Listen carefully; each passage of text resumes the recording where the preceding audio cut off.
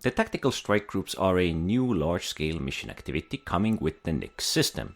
These operations function on a squadron level, where every ship has a defined tactical role in a massive operation. Multiple mission phases unfold across different objectives during this scenario, creating a progressive battle engagement. Story-wise, the mission is tied to the ongoing narrative, which began with the Save Pyro initiative and continues into the Nyx system. This local faction, the People's Alliance, has sent out a task force to investigate a mysterious new faction operating within their system. This goes wrong quite quickly, and facing overwhelming odds, they send out a distress call to the Intertech, who in turn calls us for assistance. Because this is a massive undertaking, a large encounter, we'll need a full team and properly managed fleet. A lone capital ship supported by a few fighters and some support vessels might not be enough here. We will arrive to find the People's Alliance Idris under heavy attack and near an enormous fortified asteroid base somewhere in the area. This first part of the first phase of this mission focuses on defending what remains of the Alliance fleet, beating off repeated attack waves and keeping the Idris alive under constant assault. At the same time, a parallel objective unfolds, an assault onto the hostile station. It has been specifically engineered to repel direct capital ship attacks.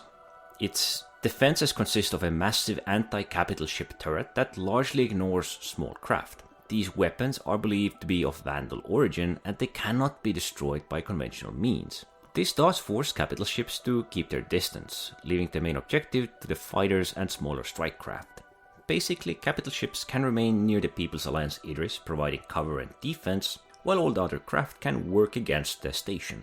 Our first major task is disabling the station's defenses. As we cannot destroy this capital ship turret, this cannon, we need to cut off its power. First of all, we need to get access to the core of this station, and for that we need to find the power relays and break them. The relays are locked down and they cannot be damaged by energy weapons, so either missiles, ballistic, torpedoes, everything like that will do the work. They are holding shut the doors, which we can use to access the central power hub of this station.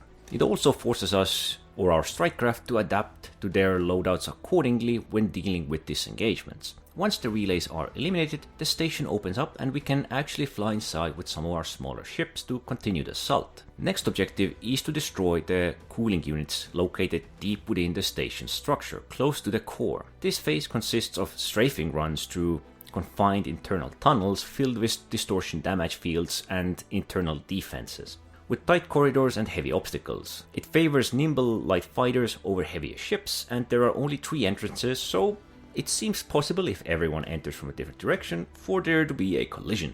That's one of the reasons why I think there is some proper coordination needed when doing this event. Once the cooling units are destroyed, the station's core becomes exposed and vulnerable to attack. It is heavily armored and requires a lot of damage, a lot of firepower to destroy it. When the core is finally brought down, the station's defense turrets will shut down and capital ships can move in closer. Also, at this phase, it can be damaged from outside as well, and not just from the inside by these strafing run fighters. The ammunition and missile resupply will be critical during these operations, as we do need ballistic weapons to an extent. And capital ships will provide forward rearm and refuel support, a new gameplay functionality designed for carriers and capital class vessels. Now, the battle itself is far from over, as once the station's defenses fall, enemy reinforcements arrive in force and want to destroy the People's Alliance Idris. There's a bit more combat for the fighters and other vessels. Another objective will also open up inside the station, which requires us to assault it. We send in teams and breach the interior, eliminate hostiles and unlock the hangar bay doors, and rescue the hostages. For once, dropships actually seem to matter here. It might not make the Valkyrie or Cutlass Steel so much greater, but a small tactical transport like the Vanguard Warden could genuinely be useful to coordinate troop deployment while provide actual firepower support in combat. After the hostages are extracted and the station is secured, the mission escalates to a dramatic conclusion. True enemy finally reveals itself, the Vanduul. This fleet arrives in overwhelming numbers to launch a brutal assault against anyone left. With the base defenses offline, it becomes a direct fleet engagement, us versus the Vanduul. This is the last stand of sorts, and things will get intense fast. They're also there not to directly fight us, but instead these gangs which have procured their weapons, materials and other interesting goodies.